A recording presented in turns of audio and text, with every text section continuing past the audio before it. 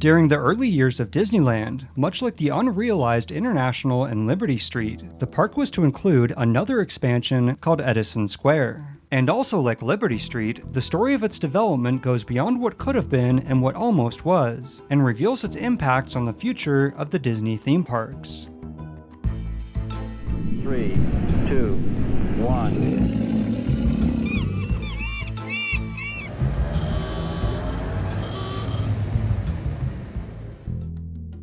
In 1956, General Electric's lamp division approached Walt Disney with the idea of sponsoring an attraction for the bustling new theme park. And aside from the overall theme of electricity and progress, GE left the rest up to Walt and his Imagineering team. And around the same time, Imagineer John Hench had seen a play by the name of Our Town, which centered around the daily lives of citizens of a fictional small town from 1901 to 1913. So John brought up the play with Walt as a potential source of inspiration for the attraction. And after seeing it for himself 3 times when it came to Los Angeles, the idea for Edison Square was born. This is America's most prolific inventor, the young Thomas Edison, inventing the first practical light bulb, the beginning of General Electric. In 1957, newspapers began including Edison Square alongside projects like New Orleans Square as upcoming expansions to the park. And that same year, what at the time had been a Disneyland artist exhibit was reworked into a preview center for what at the time was known as Thomas A. Edison Square, along with an announcement of its grand opening for 1958, and soon after would begin appearing alongside Liberty Street on park souvenir maps, and would also be located just off Main Street, with the entrance next to what at the time was known as the Red Wagon Inn. At the end of Main Street is the plaza, and for us this is the end of the line. As initially envisioned, visitors would have passed from the old of the 19th century inspired Main Street to the new of the 1900s, where Main Street's horse-drawn carriages would be replaced by automobiles and gas lamps by electric lights, with the architecture of the land inspired by America's most popular cities during the turn of the century, such as the brownstones of New York City, the graystones of Chicago, and the wood structures of San Francisco. And at the center of Edison Square would have been a life-size statue of Thomas Edison. However, unlike Liberty Street, Edison Square would have been light on shops and interactive experiences, and focused almost entirely on its main attraction, General Electric's Harnessing the Lightning. Harnessing the Lightning was to be a 4-act show that would follow a typical American family in 4 distinct time periods, and guests would enter the attraction via the New York section, and find themselves in a pre-show lobby surrounded by 5 dioramas that would come to life, with each highlighting dramatic moments from Thomas Edison's career, the final of which would be a scene depicting the burning of the first incandescent light bulb for 40 consecutive hours. And much like the original concept for Pirates of the Caribbean, Harnessing the Lightning would have also been a walk-through attraction, as guests would walk from stage to stage to see the 4 acts of the play, which would be hosted by a robotic character named Wilbur K. Watt. And unsurprisingly, the show would also incorporate GE's influence on creating a better and brighter future. When I developed that first light bulb in 1879, it was hailed as a miracle. That bulb, incidentally, was really the start of the General Electric Company. Act 1 would take place in 1898, the days of pre-electricity, and the electromechanical man would rock in his chair and talk about the latest inventions for the typical American home. And from there, guests would be introduced to the main characters of the show, who would demonstrate various aspects of their everyday pre-electricity life. Act 2 would take place in 1918, and much like the first act, characters would demonstrate the various activities from the early days of electricity, with an emphasis on the cumbersome wiring needed to make it all possible. Act 3 would take place in 1958, the year the attraction was to debut, and would feature children watching the Mickey Mouse Club on television, where modern-day comforts of home living would be described and demonstrated, emphasizing new GE interior lighting and automatic home equipment.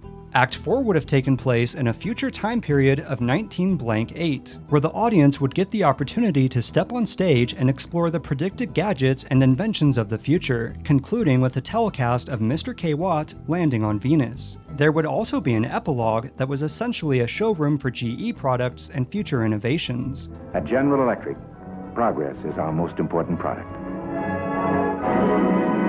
Now, as animatronics were still a while off, the show's description of housing electromechanical personalities that could sing, dance, and talk would have more than likely been simplified and involved the type of technology used in the Jungle Cruise and Rivers of America. Unfortunately, much like Liberty Street, the ambitiousness and projected cost of Edison Square kept it from making its predicted debut, with some sources claiming that General Electric became hesitant with the investment needed to bring it to life. However, soon, this would be far from GE's biggest concerns, as in 1960, the company was indicted for price fixing and was fined nearly $500,000, on top of $50 million in damages, with 3 of the company's managers receiving jail sentences and a handful of others fleeing the country, putting Edison Square on indefinite hold. Though for a time, the proposed area for Edison Square was reworked into a less extensive Gay 90 Square, but this ultimately never became a reality.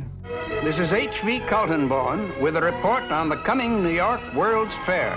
However, around 1963, Edison Square would be brought back to life, or at least in spirit, as in hoping to help repair their damaged reputation, GE approached Walt Disney to collaborate on a pavilion for the New York World's Fair. So Walt took the various concepts and elements of harnessing the lightning and developed it into a standalone attraction for GE's Progress Land. They're here. Who's here?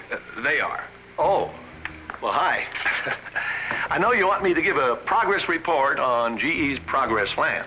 Though unlike harnessing the lightning, Imagineers devised a revolving theater to allow guests to sit for the entire duration of the show instead of walking stage to stage, and the final result was the Carousel of Progress. Holding down 3rd position on the popularity list is the General Electric show, which features a typical American family created by Walt Disney.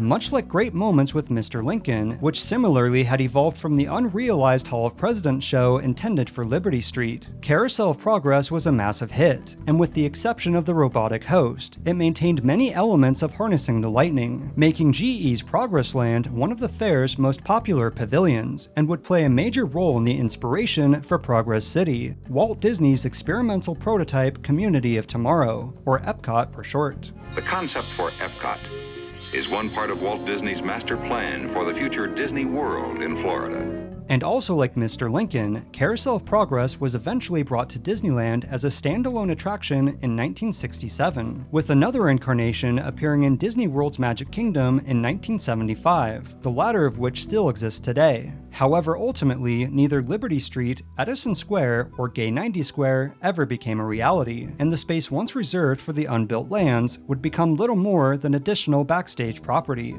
What? So while it is true that Edison Square was never realized as originally envisioned, its influences are still present today, and its story is yet another example of how abandoned theme park concepts and ideas can have a tremendous impact on the future. To avoid missing out on future content, make sure to subscribe and hit the notification bell. And if you want to help support the making of future content, check out my Patreon and shop in the description. And as always, thank you all so much for watching, and I'll see you next time on Yesterworld.